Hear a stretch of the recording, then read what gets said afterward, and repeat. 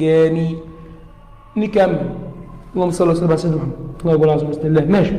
نكمل. احجار كريمه. طب احجار كريمه انا قبل كده قلت لك السؤال ده بنسبه 1000% جاي ان شاء الله. لا انا خدت في حته اللي نسيتها. لو اي المعادن التاليه مركبه. طب ماشي ناخد مركب ويعكس ضوء الشمس. طب انا عايز اعكس ضوء الشمس اقول المرو بقى بس هو بيقول لك مركب وبيعكس ضوء الشمس يعني بيلمع يعني دقه الشفافيه عاليه بيزغلل كده اللي هو مين؟ هل الكالسايت؟ لا ده مطفي. الفلزبار ده التراب. الفلزبار هو التراب اللي هو الكولينات. الفلزبار هو التراب هو الكولينات. المرو مش شفاف. انا عايز بيعكس بيلقلق يبقى مين؟ يبقى البايرايت اللي هو اللون الذهبي.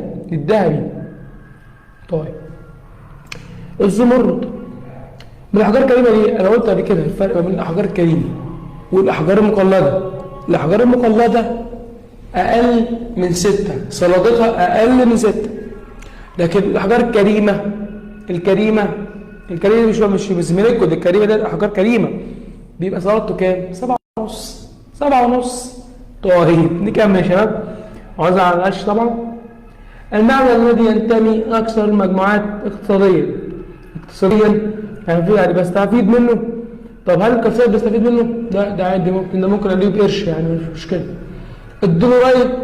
الدولوميت ده حجر ناري وما بيدنوش كتير. هيماتايت ده اكسيد حديد احمر بيطلع منه حديد يبقى اقتصاديا هيجي وراه فلوس يبقى هو الوحيد اللي اقتصاديا اقوى واحد اللي هو مجموعه الاكاسيد. نكمل. عندما يتحد الاكسجين مع الكربون. اكسجين وكربون ده عارفينها في الكيمياء دي. اكسجين مع كربون. اكسجين مع كربون هي مفيش غير حاجه واحده بس هيتكون ايه؟ كربونات. كربون واكسجين CO2 يبقى كربونات. الكربونات عباره عن ايه؟ CO3. سألوا بتاع الكيمياء مدرس الكيمياء. كربونات CO3 يبقى كربون مع اكسجين كربونات مش كبريتات كربونات. رقم ج. الله رب المستعان.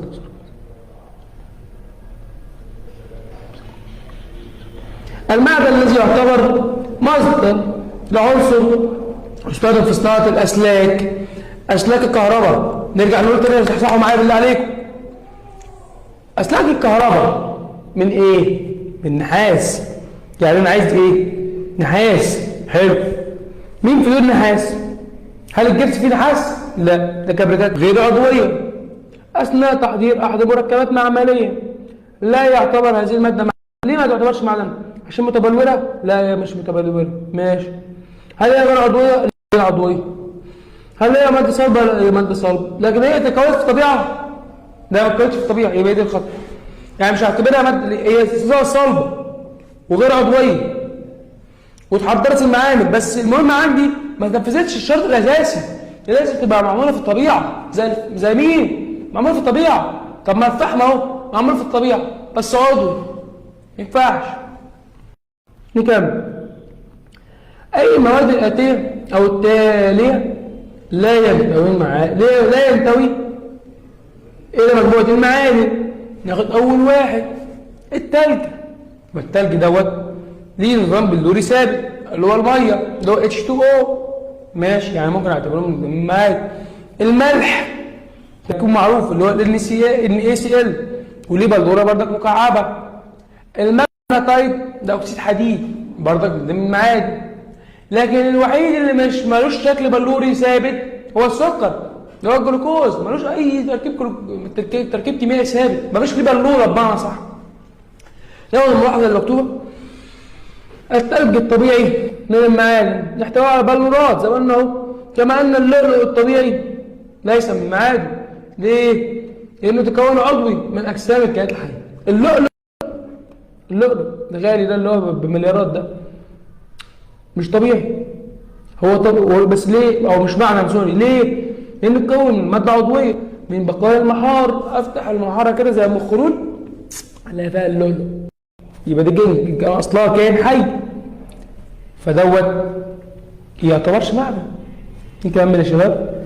بسم الله. أي من التفسيرات الآتية يعتبر سببا لاختلاف التركيب الكيميائي لمعدن ما في عينة أخرى. يعني إيه التفسير اللي يخليه اختلاف التركيب الكيميائي؟ ليه؟ بسبب حدوث إحلال جزيئي. يعني إيه مثال الجزيئي؟ الأيونات العناصر التي لها نفس الحجم، التي لها الحجم نفسه والشحنات الكهربائية نفسها. إيه الكلام الكبير العالي ده؟ يعني الاثنين نفس التركيب، الاثنين نفس التركيب، بس ليه هنا اختلف عن التركيب المعدني هي عن التركيب هنا، مع ان نفس المواد نفس العناصر. يعني هنا مثلا هدي مثال الجرانيت والمايكرو جرانيت. الجرانيت والمايكرو، الجرانيت جوفي في الاسبار ومايكرو كوارتز حجمه كبير، المايكرو جرانيت في الاسبار ومايكرو كوارتز ولكن حجمه صغير. الشحنات هنا غير الشحنات هنا، الطاقة الكهربائية هنا لو هيوصل الكهربائية غير هنا.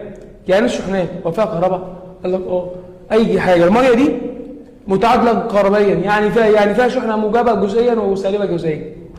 عشان نحن من السؤال ده هو بيقول لك حدوث احلال جزيء الايونات المعادن العناصر، في احلال بيحصل انحلال بتنحل بتنساب.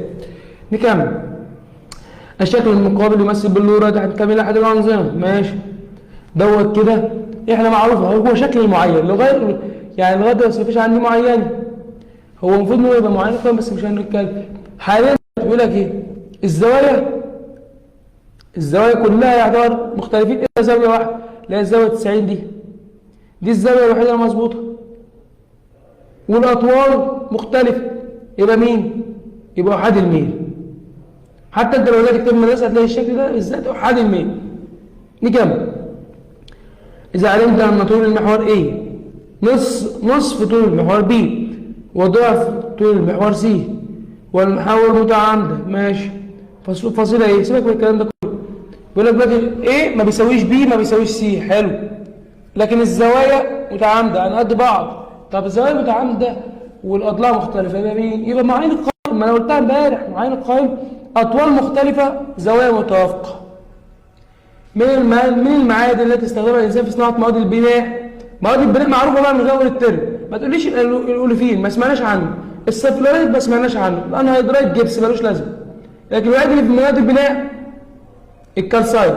نكمل يا شباب عشان النهارده عايزين نلم اكبر قدر ممكن ان شاء الله الاسئله. في الشكل البياني المقابل المحور الرأسي يمثل النسبه المئويه. ماشي.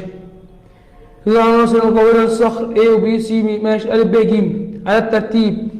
حلو. هنا بص نسبة أ 25%، ب 50%، ج 40%. يعني كل النسب عالية. النسبتين اللي هو نسبة ب وج عالية. ودي صخور، لأن معادن في الصخور. فلما يكون عندي معدنين أنا دلوقتي بديك مثال، هل هي الصوديوم عالي؟ هل المغنيسيوم عالي؟ لا. هل الكالسيوم عالي؟ لا. لكن الإجابة المفروض لو قلت مغنيسيوم، المغنيسيوم من عالي، رقم أ عالي. ماشي. طب إيه؟ ده عالي جدا. فأقول أعلى حاجة تبقى مناسبة مع المغنيسيوم مش الألمونيوم عكسه الحديد. طب واللي متوسط يبقى مين؟ اللي ما بين الحديد وما بين المغنيسيوم الكالسيوم. يبقى إيه رقم ب؟ ودي في الصخور الحامضية. نكمل.